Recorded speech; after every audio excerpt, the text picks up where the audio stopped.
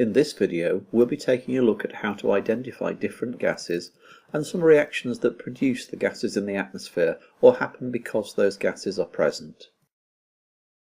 Most gases are colourless and invisible, so we need chemical tests to be able to tell them apart. Hydrogen is much less dense than air, so any hydrogen that was in the atmosphere escaped into space long ago. But we can easily make hydrogen in the laboratory. There is a simple test to see if a gas is hydrogen. Put a lit splint into the test tube containing hydrogen, and you'll hear a squeaky pop sound as the hydrogen ignites. Oxygen is also easily made in reactions. To see whether a sample of gas is oxygen, we need a glowing splint. The splint is lit, then blown out, and while the tip is still glowing, the splint is put into the container of gas. If the gas is oxygen, the splint will burst into flames again. Another colourless gas is carbon dioxide. To test if a gas is carbon dioxide, the gas should be bubbled through lime water, which is calcium hydroxide solution. Carbon dioxide will turn the lime water a cloudy white colour.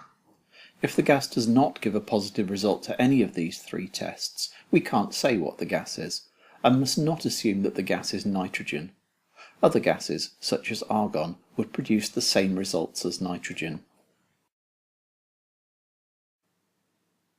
Unlike nitrogen and argon in the air, oxygen is a reactive gas. It reacts with many metals, forming a dull layer on their surface which we call corrosion. Only the most unreactive gases, such as gold, are unaffected.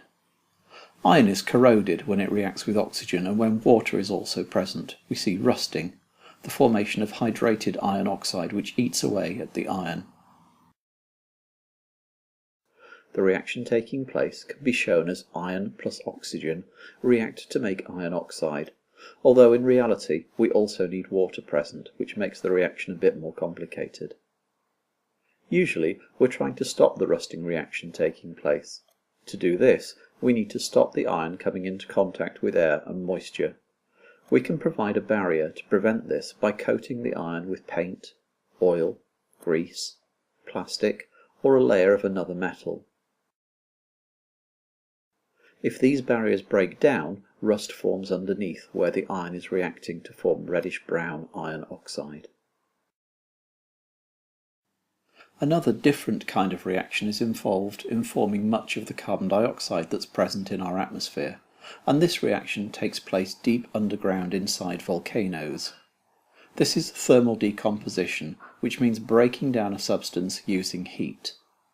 Limestone contains calcium carbonate, and this substance breaks down when it is heated to make calcium oxide and release carbon dioxide gas. When limestone rock is heated inside a volcano, this reaction takes place, making carbon dioxide which is released into the atmosphere as the volcano erupts. The same reaction also happens with other metal carbonates, forming metal oxides and carbon dioxide. It's used as part of the process by which we obtain metals from some types of rocks. We can tell a thermal decomposition reaction because there will only be one substance before the arrow in the chemical equation. Normally there will be two or more things reacting together, but in a thermal decomposition it's just one substance falling apart because it's being heated. A nice example of this is the thermal decomposition of ammonium dichromate.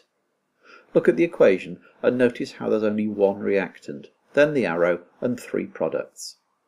When this substance decomposes, it releases nitrogen gas and water vapour, leaving chromium oxide behind. It is a really interesting reaction to watch because, whilst it has nothing to do with volcanoes, it looks just like a miniature one.